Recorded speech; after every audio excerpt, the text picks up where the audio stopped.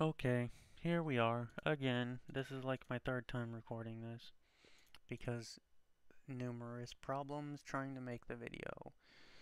So, the major change here for version 4.3, which gives us enabling debugging, and it will be how we sync sequence to the finish. The quicker than anyone else. Anyways, I added a switch here, right? And we switch it over to value, number. See, it took me a minute to figure this out. You can't add more than these two values, right? That is because we need to switch it from flat view over. Now we can add multiple tabs. So, if we attach the counter right here, the loop counter, to the switch, then it's each sequence that you do this, we're going through 0 times you've done it, 1 time you've done it, 2 times, 3 times, 4 times. And so, like, when we come up to the line and it's like left or right turn, is it the first intersection we're coming up to? Okay, turn right. Is it the second intersection? Turn left. Is it third, fourth? Telling it which intersection to turn where. Anyways, going over the entire program here. You should know this by now, but we have our ultrasonic wave over. Wait until that happens, then wait 2 seconds, then play the sound. The changes here from the way it was before is we're adding a main loop. So this is our main program is running inside of this loop.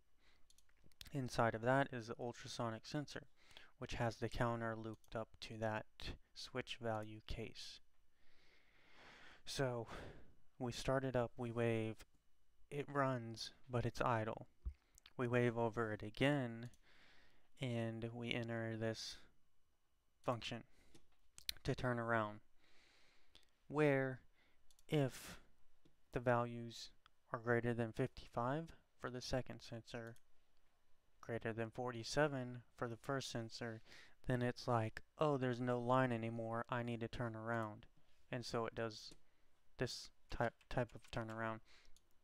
Before we had it, and we've been trying to figure this out, or I've been trying to figure it out at least, where each motor independently turns, right? So we have the left wheel go forward and the right wheel go back. If it's inside of it, it won't do it. But if it's over here, it'll do them both at the same time, which I think the states we've been running through have been conflicting with that, which has been preventing it from doing a complete 360. In that case, it can do it, but we have to test it further and fine-tune everything. Okay, so the first wave that we waved over the sensor, it's doing the turnaround. The second wave, it's doing the forward, which is if the sensor sent to the range through the wire is between 35 and 45, and the second sensor is between the range 35 and 55, because they have different sensitivities. If you look at it on the line, you'll see they pick up differently because they're just different aged and they've been worn out so much. But from that, we have each range going into an AND statement. So this is if A port and B port are true, then our results come out true, which is doing this loop. It says, okay, let's do this again. Okay, is it true? Let's do this again. And then it just moves forward. The main thing it's doing is moving the motors A and B forward. This is our veer left, where we have it picking up from the first sensor. If it's a range below 39,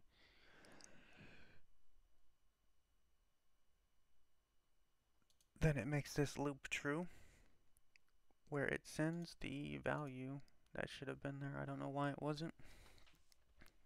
Where it sends the value of that sensor into a text where it says 50% veer left, and you'll see it show up on the display where it's converted from the text and values into the display. and then the motor B does 1 degree turn. And then we have it doing the same thing for the second sensor, where it's sent to the range. If it's below 34, it sends it to, if it's below 34, then this loop is true, and then it sends the text information from that sensor to the text box in this information, where before the percentage sign it will say the value, and then it sends it to the display, and then it moves the A motor forward by 1 degree. Then we have turn right. This is just our default function, to where if we have it picking up from the sensor 1 and 2, where the second sensor is below 38 and the first sensor is also below 38, it goes to this one, where if both of them are true, then we move forward to the right. So that's a right turn. We're coming up to the intersection and it sees maximum both lines, and it's like, I don't know what to do, so it just by default goes right. Later on, for each sequence, this is how it will be set up, to where it comes up to its first corner and it'll be like, this is the first corner, we run this, turn right. Does it for the second time, it'll be the same code. For the first time, the second time it'll be like turn left, the motor will be set up different, but it's the same concept. And finally, we have, for the last wave over, we have a false constant to be sent to the main loop to shut off the program.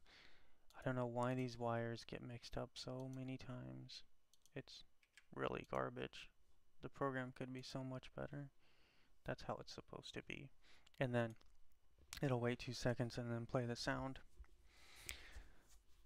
But that's the gist of our operations for Monday, and then we can also go over everything